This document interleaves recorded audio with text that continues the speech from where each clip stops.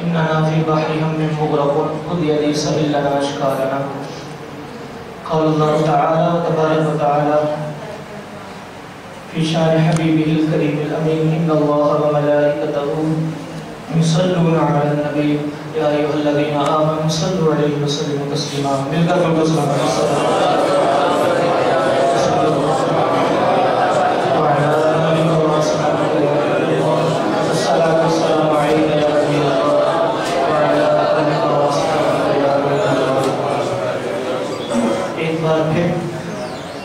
ہم سب اپنے رب کے گھر میں حاضر بندگی کرنے کے لیے جمع ہیں. اللہ کریم میرا اور آپ کا عمل قبول فرمائے اور جو سنائے اللہ کریم عمل کرنے کی، یاد رکھنے کی، دوسروں تک پیغام رسائی کرنے کی توفیق عطا فرمائے.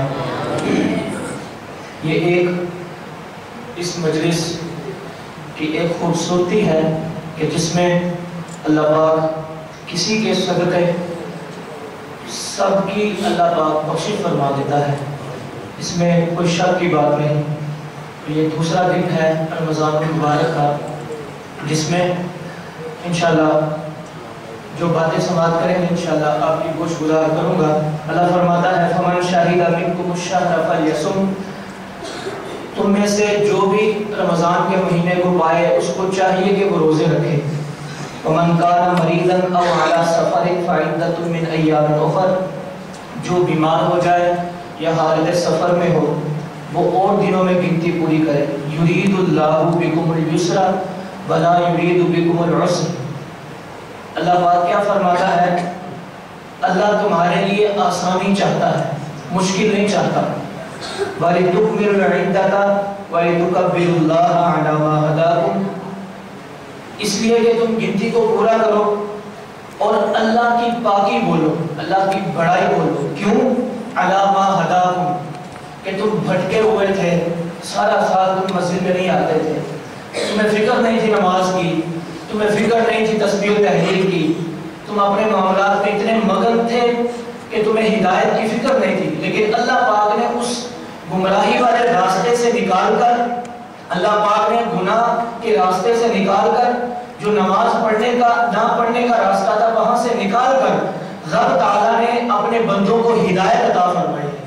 اس لیے فرمایا کہ تم جب اللہ پاک نے تمہیں ہدایت عطا فرمائی ہے تو اس پر تم اللہ کی بڑائی بولو، رب کی پاکی بولو، اللہ کا شکر ادا کرو. اور ساتھ یہ بھی فرما دیا وَلَعَلَّكُمْ تَشْكُرُونَ، تاکہ تمہیں اللہ پاک شکر گزار بنائے، تم شکر گزار بن جاؤ. تو یہ آیت کا جو حصہ، یہ آیت کے الفاظ ہم نے سماعت کیے ہیں. ان میں 3-4 باتیں ہیں. ایک تو رمضان کا مہینہ ہمیں ملا، ہمیں مکمل روزے رکھنی چاہیے. دوسرا، کوئی پریشانی میں نہ آئے کہ اللہ ہمارے لیے مشکل چاہتا ہے. اللہ خود فرماتا ہے میں تمہارے لیے آسانی چاہتا ہوں، مشکل تو چاہتا ہی نہیں ہوں.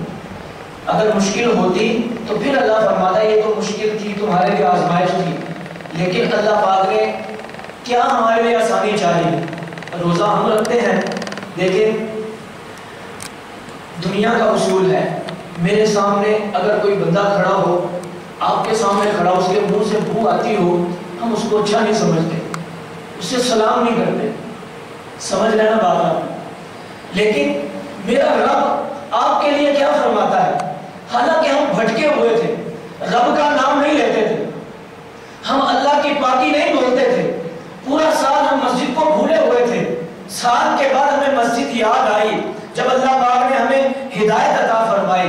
لیکن اللہ کیا فرماتا ہے؟ دنیا کا اصول ہے میرے سامنے جس کے منہ سے بو آتی ہو اس کے سامنے میں کھڑا نہیں ہوتا، اس سے سلام نہیں کرتا، اچھے طریقے سے بات نہیں کرتا کیونکہ میں اچھا نہیں سمجھتا.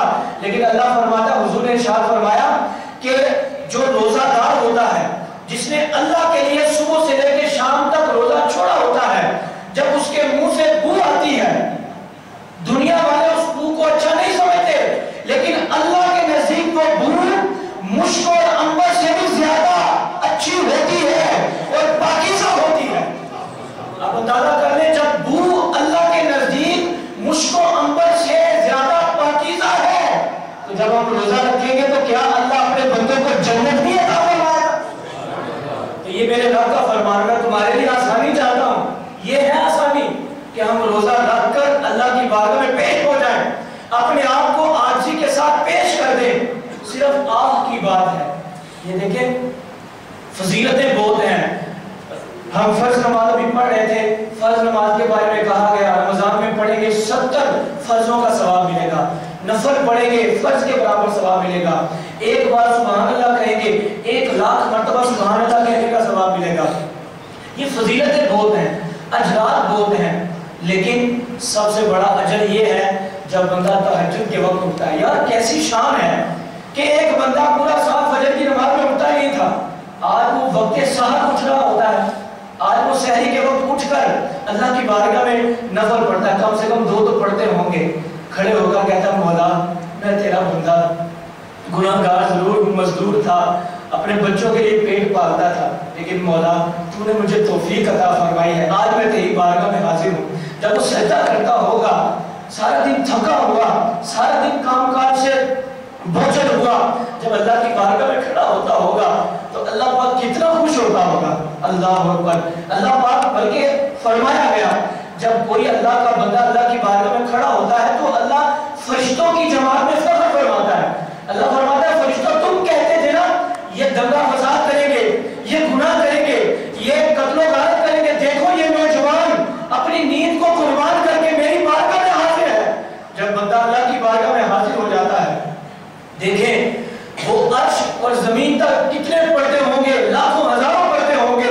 جب کوئی عاشق الہی اللہ کی بارگاہ میں سجدہ رز ہو جاتا ہے، اللہ سارے پردوں کو ہٹا کر بغیر پردے سے اپنی رحمت عطا فرماتا ہے۔ اس لیے کہا گیا رحمت دا دریا الہی ہر دم وعدہ تیرا، جئی قطرہ بخشے مینوں کم بن جاوے میرا، مولا جے میں ویکھا عملہ والے کچھ نہیں میرے بلے، جے میں ویکھا رحمت والے بلے بلے بلے۔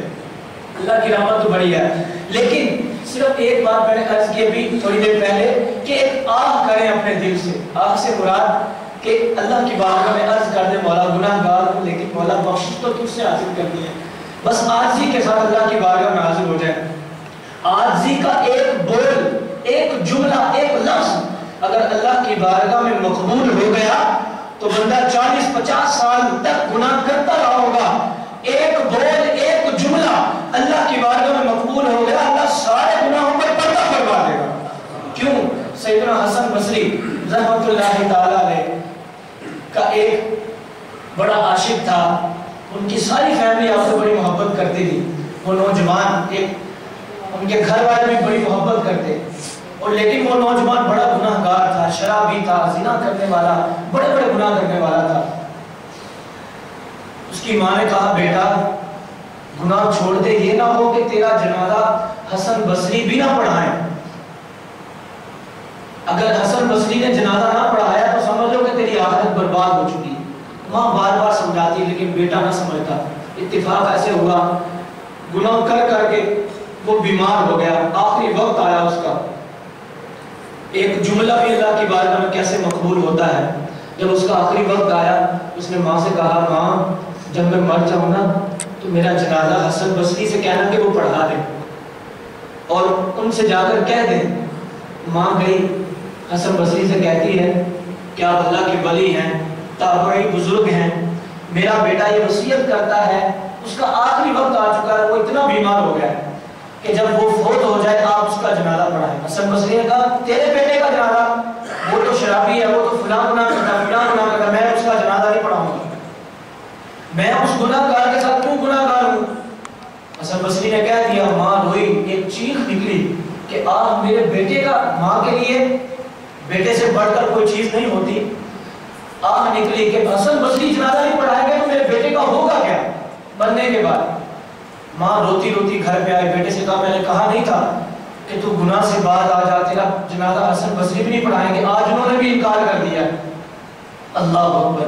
بیٹے نے کہا اچھا یہ بات ہے ماں، جب میں مر جاؤں نا تو ایسا کرنا، میں اتنا ذلیل و رسوا ہوں، میں اتنا کمینہ ہوں کہ حسن بصری میرا جنازہ نہیں پڑھائیں گے، جب میں مر جاؤں نا تو ایسا کرنا میرے گلے میں رسی ڈال دے، گلے میں رسی ڈال کر مجھے گلیوں میں گھسیٹنا اور لوگوں سے کہنا یہ اتنا ذلیل تھا، اتنا رسوا تھا کہ گناہ سے باز نہ آ سکا۔ حسن بصری بھی اس کا جنازہ پڑھانے کے لیے تیار نہیں ہے۔ کریمہ مجھے دفنانا نہ بلکہ کچرے کے ڈھیر میں ڈال دینا۔ اب یہ وصیت کر دی، اب بیمار اتنا تھا، فوت ہو گیا۔ اللہ اکبر، اتنے میں جب حسن بصری نے انکار کر دیا تو کوئی جنازہ پڑھنے کے لیے بھی تیار نہیں تھا اس کا۔ اب ماں اکیلی پریشان کہ اس کو دفناؤں کیسے، اس کا جنازہ کوئی پڑھنے کے لیے تیار نہیں۔ دوسری طرف حسن بصری رحمۃ اللہ تعالی علیہ قیلولہ کر رہے تھے۔ قیلولہ کہتے ہیں دوپہر کو کھانا کھانے کے بعد تھوڑی دیر آرام کرنا، یہ سنت ہے۔ آپ آرام کر رہے تھے، سوتے ہوئے، جو اللہ کے ولی ہوتے ہیں ان کو سب کچھ نظر آ جاتا ہے، سوتے ہوئے رب کی بارگاہ سے یہ حکم ہوا اے حسن بصری اٹھو اور ہمارے دوست کے جنازے کے ساتھ شامل ہو جاؤ، شامل نہیں بلکہ اس کا جنازہ بھی پڑھ کر تم آؤ۔ یہ حکم ہوا، اٹھے اور فوراً اپنے مریدوں کو، محبین کو، جمع غفیر کو ساتھ لیا اور اس کے گھر کے دروازے کو دستک دی۔ ماں اکیلی پریشان، جنازہ کیسے پڑھاؤں؟ جب دروازہ کھولا حسن بصری نے کہا اپنے بیٹے کا جنازہ تیار کرو، ہم جنازہ پڑھائیں گے۔ ماں نے کہا تھوڑی دیر پہلے تو آپ نے کہا میں جنازہ نہیں پڑھاؤں گا، ابھی آپ آ گئے ہیں۔ حسن بصری نے کہا کہ ایک آہ، ایک جملہ جب اللہ کی بارگاہ میں مقبول ہونے لگتا ہے تو دیر نہیں لگتی۔ اس نے ایک آہ ایسی بھری ہے، رب کی بارگاہ میں ایسی عارضی دکھائی ہے کہ اللہ پاک کو اس کے بول، اس کے الفاظ اتنے پسند آئے ہیں کہ مرتے وقت اللہ پاک نے اس کو اپنا دوست بنا لیا۔ یہ ہے ہدایت، یہ ہے بندگی اور یہ ہے رب کی رحمت کہ ایک بول صرف، ایک جملہ صرف رب کی بارگاہ میں ہم عرض کر دیں، اللہ کی بارگاہ میں بول دیں تو اللہ پاک کیسے ہماری فریاد سن کر ہماری بخشش فرماتا ہے۔ اور آج تو ویسے جمعۃ المبارک ہے، آج کے دن کے بارے میں کہا گیا خاص کر افطاری سے پہلے اور سحر کے وقت، کیونکہ افطاری کے وقت دعائیں مانگی جاتی ہیں۔ ہر گھڑی میں اللہ 10-10 لاکھ گناہگاروں کی بخشش فرماتا ہے، 10-10 لاکھ۔ لیکن اب میں کہوں کہ میں بیٹھے بیٹھے بخشا جاؤں تو ایسا تو نہیں نا، تھوڑی دیر ہاتھ تو اٹھائے نا، تھوڑی دیر رب کی بارگاہ میں مانگے تو صحیح نا، تھوڑی دیر فریاد تو کرے نا، تھوڑی دیر اگر ہو سکے اکیلے بیٹھ کر 2 آنسو بہا لیں، تھوڑی دیر خوف خدا کرتے ہوئے اور محبت الہی کرتے ہوئے اپنے دل میں اللہ کی محبت لے آئیں۔ جب وہ تھوڑی دیر ہم یہ کیفیت پیدا کریں گے، بلکہ اس کیفیت کو پیدا کرنے کا بڑا آسان طریقہ ہے۔ ہم نماز پڑھنے آئے تھے نا، جب قیام کر رہے ہوتے ذرا تھوڑا سا خیال پیدا کریں کہ اللہ مجھے دیکھ رہا ہے۔ جب میں رکوع کر رہا ہوں اس وقت خیال پیدا کریں اللہ مجھے دیکھ رہا ہے۔ جب میں سجدہ کر رہا ہوں اس وقت خیال پیدا کریں اللہ مجھے دیکھ رہا ہے۔ جب یہ خیال پیدا کریں گے، گھر کا خیال چھوڑ کر، کاروبار کا خیال چھوڑ کر، نیند کا خیال چھوڑ کر تھوڑی دیر کے لیے کیفیت پیدا کریں گے، آپ دیکھیے گا آپ نے بڑے سجدے کیے ہوں گے، بڑی نمازیں پڑھی ہوں گی، لیکن یہ خیال پیدا کر کے ایک سجدہ کر کے دیکھیں، اتنی لذت ملے گی، اتنی چاشنی ملے گی، آپ کو دنیا کے سارے سجدے بھول جائیں گے، یہ سجدہ یاد رہے گا۔ کیوں کہ اس میں آپ نے واقعتاً سجدہ کرنے کا حق ادا کرنے کی کوشش کی ہے۔ تو پتہ یہ چلا کہ رب نے نہ میرے اوپر نہ آپ کے اوپر کوئی مشکل ڈالی ہے، آسانی دی ہے۔ وہ آسانی کیا ہے کہ بخشش کے پروانے جاری ہو رہے ہیں، مغفرت ہو رہی ہے، ہر لمحے گناہگاروں کو جنت کا پروانہ سنایا جا رہا ہے۔ یار رب تعالیٰ نے ہمارے لیے سب سے بڑے دشمن کو قید کر دیا، اس سے بڑی اللہ کی نعمت کیا ہو سکتی ہے؟ اللہ تعالیٰ نے شیطان کو جکڑ دیا کہ میرے بندوں کو برگلا نہ سکے، میرے بندوں کو غلط کاموں میں ڈال نہ سکے۔ اس لیے یہاں پر صبح کے وقت یہ موضوعات ان الفاظ کے ساتھ اصلاح کرنے کا، اس لیے یہاں پر یہ سسٹم سارا رکھا گیا۔ ہو سکتا ہے کہ رمضان کا مہینہ کسی کی تقدیر بدل جائے، کسی کا مزاج تبدیل ہو جائے، کوئی نوجوان راہ راست پر آ جائے اور وہ فقط رمضان کے مہینے میں نماز نہ پڑھے، وہ کہے نہیں میرا رب رمضان کے مہینے میں بھی ہے اور 11 مہینے میں بھی میرا رب ہے۔ جس طرح میرے رب کا رمضان کے مہینے میں حکم ہے، اسی طرح 11 مہینے میں میرے رب کا حکم ہے۔ ہو سکتا ہے دل کی کایا پلٹ جائے تو وہ بندہ راہ راست پر آ جائے۔ اس لیے اللہ کی بارگاہ میں دعا گو ہیں رب تعالیٰ عمل کرنے کی توفیق عطا فرمائے، اور اللہ کریم ہم سب کو اچھے اعمال کر کے زندگی گزارنے کی توفیق عطا فرمائے۔ اگر کسی کے ذہن میں کوئی سوال ہو روزے کے متعلق تو وہ کر سکتا ہے سحری کے متعلق، افطاری کے متعلق، یا کوئی بھی سوال ہو تو وہ گوش گزار کر سکتا ہے۔ بس سوال ہے علماء ہے نا اہل سنت کی مسئلہ کے اندر اکثر وقت ذکر ہوتا ہے نماز کے بعد جدوں تسی آئے ساڈے واسطے ذکر فرض ہو گیا، وجہ کی ہے شریعت اترے کوئی یا تو کسی شخصیت نے منع کیا ہے؟ اور کسی کا کوئی سوال ہو؟ تراویح کے ساتھ یہ کو ہاتھ پڑھ کے جاتا ہے دوبارہ سنت کیا ہے؟ اور کوئی اور سوال کر لیجیے گا۔ مسجد میں فیس بک اور انٹرنیٹ کا استعمال شریعت نماز تراویح کے روزے کے متعلق ہے، یہ عرض کروں فقہ حنفی کے مطابق نماز تراویح 20 ادا کی جائے گی۔ لوگ کہتے ہیں کہ حضور نے پڑھی نہیں پڑھی، ہاں کچھ روایتیں ہیں کہ آقا کریم صلی اللہ علیہ وسلم نے 8 پڑھی، 12 پڑھی یا 20 پڑھی، مختلف ہیں، اور یہ بھی روایتیں ملتی ہیں کہ آپ نے روزانہ پڑھی یا نہیں پڑھی۔ لیکن ایک بات یاد رکھیں، اگر اس پر دلائل ہیں، حضور علیہ السلام کا فرمان ہے کہ میرے صحابہ ستاروں کی مانند ہیں، جس نے صحابہ کی پیروی کی وہ ہدایت پا جائے گا، اور میرے صحابہ جو بھی حکم فرما دیں اس پر عمل کرنا یہ ضروری ہے۔ آقا کریم صلی اللہ علیہ وسلم کی ذات کو بھی دیکھیں گے، آپ کے قول کو، آپ کے فعل کو بھی دیکھیں گے، لیکن ساتھ ساتھ صحابہ کرام علیہ رضوان کے بھی افعال کو، ان کے اقوال کو دیکھیں گے۔ کیوں کہ صحابہ کرام علیہ رضوان نے حضور علیہ السلام کے قرب میں زندگی گزاری، وقت گزارا، حضور علیہ السلام کو اٹھتے بیٹھتے دیکھا، آپ کے احکامات سنے۔ تو اس طرح صحابہ کرام علیہ رضوان کے دور سے جب 20 تراویح شروع ہو چکی ہے تو میرے خیال کے اندر کوئی مسلمان ایسا نہیں ہوگا جو صحابہ کو نہ مانتا ہو، کوئی ایمان والا ایسا نہیں ہوگا۔ جب صحابہ نے ایسا کر دیا تو نہ میرا سوال بنتا ہے نہ کسی اور کا سوال بنتا ہے کہ آپ 8 کیوں پڑھتے نہیں پڑھتے، 12 کیوں نہیں پڑھتے۔ جب 20 شروع ہو چکی ہے تو پھر ہاں یہ ضرور ہے، میں پہلے بھی جمعے کو عرض کر چکا ہوں کہ اگر ہم قرآن پاک سنتے ہیں 20 تراویح میں تو یہ فرض واجب نہیں، سنت ضرور ہے، قرآن پاک سننا چاہیے، بہتر ہے، لیکن اگر کوئی صورتوں میں 20 تراویح پڑھتا ہے یا پڑھاتا ہے تو وہ بھی بالکل جائز ہے، اس میں کوئی حرج نہیں ہے، کوئی فتویٰ نہیں لگا سکے گا۔ یہ بات اگر سمجھ میں آ گئی، میں نے صرف دو الفاظ میں کہہ دیا، دلائل ایک طرف، جب صحابہ نے یہ کام کیا ہے تو پھر اس پر کوئی دلیل لینا یا مانگنا میرے خیال کے اندر شاید آپ کو سوالات پیدا ہو سکتے ہیں، لیکن صحابہ نے جب کر دیا تو پھر بات ختم، آنکھیں بند کر کے۔ اب اندازہ کر لیں کہ ہم اپنے پیر کی اتنی بات مانتے ہیں، پیر کچھ بھی کہہ دینا ہم فوراً عمل کرتے ہیں، جب صحابہ نے کہہ دیا تو پھر ہمیں سوالات کرنے کی بھی ضرورت نہیں، جب صحابہ نے کر دیا بس پھر کر لیا۔ تو پھر سیدنا عمر فاروق رضی اللہ تعالیٰ عنہ کے دور کی بات کی جاتی ہے، میں کہتا ہوں ساری باتیں چھوڑ دیں، ان کے دور میں بڑے بڑے صحابہ تھے اعتراض کرنے والے، اور ہر صحابی مفتی نہیں تھا، یاد رکھیے گا، ہر صحابی مفتی نہیں تھا، ہر صحابی فتویٰ نہیں دیتا تھا۔ جیسے ابو ہریرہ رضی اللہ تعالیٰ عنہ، حسان بن ثابت کے بارے میں، یہ بھی بہت بڑے علم والے شخص تھے، اور اس کے ساتھ ساتھ حضرت عبداللہ بن عباس، عبداللہ بن عمر، اور اس کے علاوہ ہر صحابی فتویٰ نہیں دیتا تھا۔ بڑے بڑے جو فتویٰ دینے والے صحابہ تھے، سیدہ عائشہ صدیقہ رضی اللہ تعالیٰ عنہ جیسی، انہوں نے بھی اعتراض نہیں کیا، تو اس لیے کوشش فرما کر ہمیں بھی اعتراض نہیں کرنا چاہیے۔ دوسرا سوال انہوں نے فرمایا ہے ذکر کے متعلق، میں عرض کر دوں، ویسے ہمارا موضوع چند دن کے بعد بدعت کے متعلق تھا، بدعت اور سنت میں کیا فرق ہے، اس میں یہ موضوعات ڈسکس ہونے تھے، اس طرح کے موضوعات ذکر کے متعلق ہیں اس کے علاوہ، اور لیکن سوال انہوں نے کیا ہے، پچھلے سال بھی اس سوال کا جواب درس قرآن پاک میں دیا تھا، کسی نے نہیں سنا تو اب میں کیا کہہ سکتا ہوں، بڑی تفصیل کے ساتھ اس پر دلائل دیے تھے۔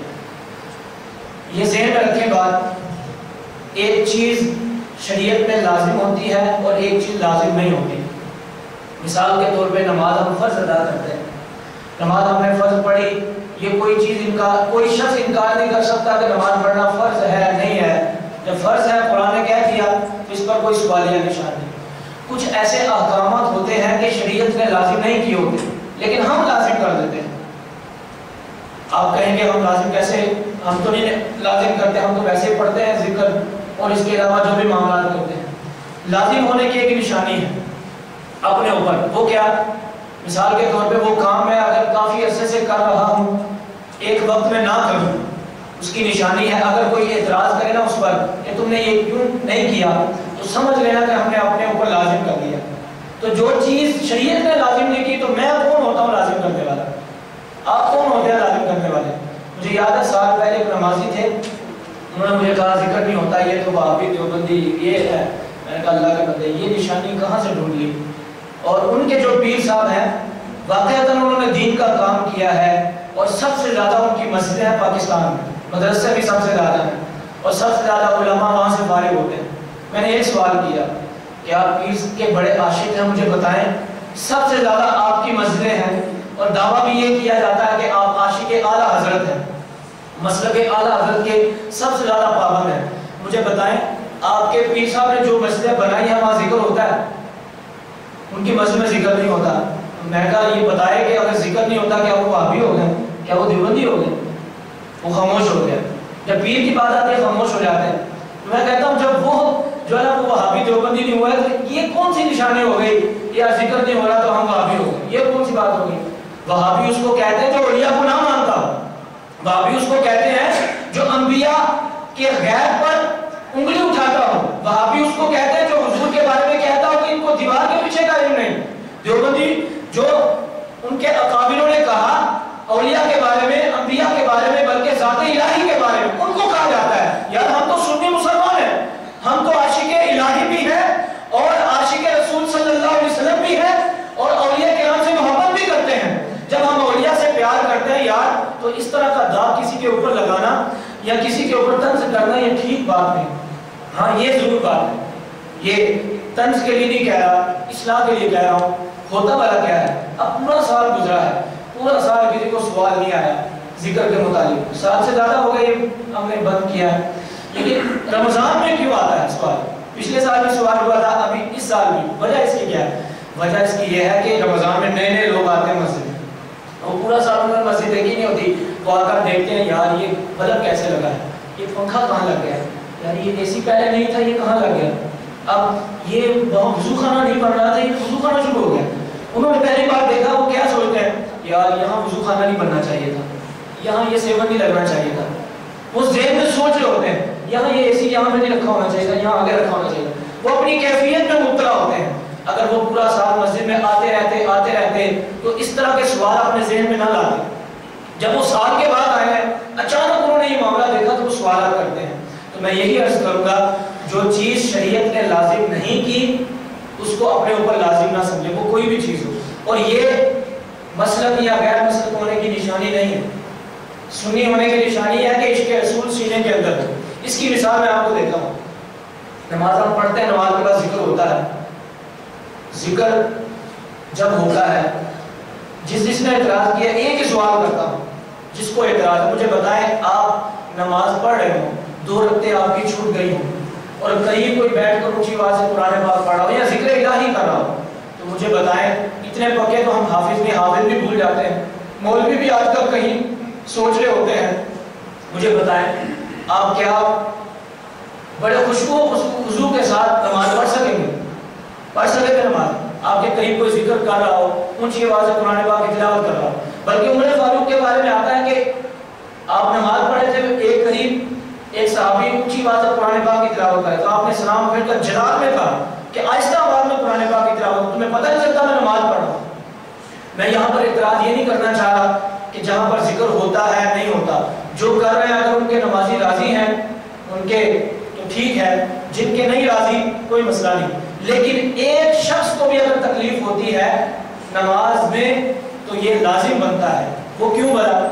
بخاری شریف کی حدیث پاک ہے، آقا کریم صلی اللہ علیہ وسلم کے پاس ایک صحابی آئے، آقا عرض کیا یا رسول اللہ فلاں مسجد نہیں بنی تھی، وہاں پر آپ نے ایک صحابی کو منتخب کیا تھا نماز پڑھانے کے لیے، لیکن جب میں نماز پڑھنے کے لیے آتا ہوں عشاء کی میں سارا دن تھکا ہوتا ہوں تو وہ لمبی قرات کرتے ہیں، قرآن پاک لمبا پڑھتے ہیں، حالانکہ لمبا جتنا زیادہ قرآن پاک پڑھیں اتنا زیادہ ثواب ہے، پورا قرآن پاک اگر پڑھے پورے قرآن کا ثواب ملے گا، آقا کریم صلی اللہ علیہ وسلم بخاری شریف کے حدیث جلال میں آپ نے جن کو امام منتخب کیا تھا ان کو بلایا، آپ نے فرمایا تم لوگ ہو جو اسلام سے دور کرتے ہو لوگوں کو. جب اللہ پاک نے، جیسے اللہ خود فرماتا ہے میں نے تمہارے لیے آسانی دی ہے، مشکل نہیں دی، جب اللہ نے آسانی عطا فرمائی ہے تو تم چھوٹی قرات کیوں نہیں کرتے؟ تھوڑی قرات کر لیا کرو، لوگوں کے لیے آسانیاں دو تاکہ لوگ پریشان نہ ہوں. آپ مجھے بتائیں قرآن پاک زیادہ پڑھنا ثواب ہے یا کم پڑھنا ثواب ہے؟ زیادہ پڑھنا ثواب آپ یقیناً کہیں گے، لیکن ایک کیفیت ہے، کہاں پڑھنا زیادہ ثواب ہے کہاں پڑھنا نہیں ثواب. تو اس لیے اعلیٰ حضرت رحمۃ اللہ تعالیٰ نے ایک اصول فتاویٰ الرضویہ میں لکھا ہے کہ نماز پڑھنے کے دوران اگر ایک شخص کو بھی تکلیف یہ ہوتی ہے کہ لمبی قرات ہو رہی ہے تو امام کے اوپر واجب ہے، یہ الفاظ سنیے گا، امام کے اوپر واجب ہے کہ وہ چھوٹی قرات کرے. ایک شخص کو بھی اگر تکلیف ہوتی ہے، اگر کوئی بزرگ ہے، بیمار ہے، لاچار ہے، ایک شخص کو بھی تکلیف ہوتی ہے تو امام کے اوپر لازم ہے کہ وہ چھوٹی قرات کرے. تو اس لیے اس طرح کی دلیلیں ذکر کے متعلق بہت زیادہ ہیں، لیکن صرف اتنی بات کہوں گا کہ جو چیز شریعت نے ہم پر لازم نہیں کی تو ہم لازم نہ کریں برائے مہربانی. جب شریعت نے ہمیں حکم نہیں دیا تو ہم لازم نہ کریں. اگر کہیں فلاں جگہ ہوتا ہے فلاں جگہ نہیں ہوتا، کئی لوگ کہتے ہیں مسجد نبوی میں یہ ہوتا تھا، یہاں پر یہ ہو گئی، یہ سب ختم کر دیا آپ نے. یار مسجد نبوی میں آپ نماز پڑھنے جائیں، جو گئے ہیں وہ تو دعا بھی نہیں مانگتے، وہ تو سنتیں بھی نہیں بعد میں پڑھتے. آپ کیوں پڑھتے ہیں؟ آپ کیوں بعد میں جو ہے نا کھڑے ہو جاتے ہیں؟ آپ کیوں دعا ایک دن دعا نہ مانگے امام تو آپ کو پتہ چل جائے گا. آپ نے کہا یہ تو وہاں بھی ہوگا پکا، یہ تو پکا یہ ختم ہو گیا. وہاں پہ تو دعا بھی نہیں مانگتے. اگر وہ جیسے کام کرتے ہیں ہم کرنا شروع کر دیں نا، دین میں خرابی پیدا ہو جائے گی. تو کسی کو دلیل بنا کر فلاں جگہ یہ ہوتا ہے فلاں جگہ یہ ہوتا ہے تو یہ کہنا ٹھیک نہیں ہے. جو چیز آسانی ہمیں لگتی ہے وہی کرنی چاہیے. اگر نہیں سمجھ آئے کسی کو تو پھر حکم فرما دیں. وقت کی فیس بک ہمارے استاد ہیں فقیہ الحسن مفتی احمد صاحب، ایک وہ فرما رہے تھے کہ ایک شخص نے مجھ سے سوال کیا کہ انٹرنیٹ استعمال کرنا کیسا ہے. تو آپ فرماتے ہیں کہ ایک چھری ہے نا، چھری کے ساتھ سیب کاٹ لو، چھری کے ساتھ بندہ مار لو. چھری کی مثال میں کہ چھری کے ساتھ سیب کاٹ کر کھا لو اور بندہ بھی مارا جا سکتا چھری کے ساتھ. تو آپ نے فرمایا اسی طرح آج کل سوشل میڈیا ہے، جیسے ہم یہاں پر بیٹھے ہوئے ہیں، ابھی ہم نے یہ ابتدا کی ہے یہ اس معاملے کی، آپ یہاں پر سن رہے ہیں الحمدللہ اللہ کے کرم سے. دعویٰ نہیں میں کھڑا، میں ویسے عرض کر رہا ہوں کہ کئی لوگ کئی تعداد میں ابھی دیکھ بھی رہے ہوں گے اور بعد میں بھی دیکھیں گے، اور ابھی شروعات ہے ہماری. اور کئی لوگ آپ اندازہ کریں، ابھی رات کی بات ہے کہ ریاض سعودی عرب سے ایک شخص نے مجھ سے مسئلہ پوچھا. وہ کیسے مسئلہ پوچھا نہ میں اس کو جانتا تھا، وہ سوشل میڈیا کی وجہ سے. ابھی لڑکوں کو میں دکھا رہا تھا 2-3 دن پہلے، کنیا کماری انڈیا کا سب سے آخری شہر ہے، وہاں سے ایک شخص مجھے کہہ رہا تھا استاد جی میرا یہ مسئلہ ہے روزے کے متعلق، مجھے یہ بتا دیں. میں اس کا استاد نہیں، میں اس کو جانتا نہیں. وہ کیسے ہم بیان کرتے ہیں وہ ہمیں سنتے ہیں، وہ ہمیں استاد مان رہے ہیں. یہ ہماری ابتدا ہے. ابھی ہم دعویٰ نہیں کر رہے ہم بہت بڑے مفتی ہو گئے، بہت بڑے علامہ ہو گئے، یہ ابتدا ہے. میں نے عرض کی، ہمارے استاد فرماتے ہیں کہ چھری کے ساتھ بندہ مار دو یا سیب کاٹ دو. اب یہ سوشل میڈیا ایک جدید دور کے لحاظ سے اچھی چیز بھی ہے اور بری چیز بھی ہے. ہم تو الحمدللہ نہ تو یہاں پر فلم بناتے ہیں نہ شوٹنگ کر رہے ہوتے ہیں، یہاں حدیثیں وہاں پر بیان ہو رہی ہیں، کوئی اور سن لے گا تو ثواب بھی ملے گا نا. یار قرآن پاک کی تلاوت ہوگی، کوئی سنے گا ثواب بھی ملے گا. کوئی غلط چیز تو نہیں ہو رہی. ہاں ہمیں اپنی سیلفی بناتے ہوئے اعتراض نہیں ہوتا، ہمیں وہاں پر باہر بیٹھے ہوئے جب مووی دیکھ رہے ہوتے ہیں اس پر اعتراض نہیں ہوتا. ہم اپنے گھر میں خلوت میں بیٹھے ہوتے ہیں، کوئی نہیں دیکھ رہا ہوتا، غلط موویاں دیکھ رہے ہوتے ہیں اس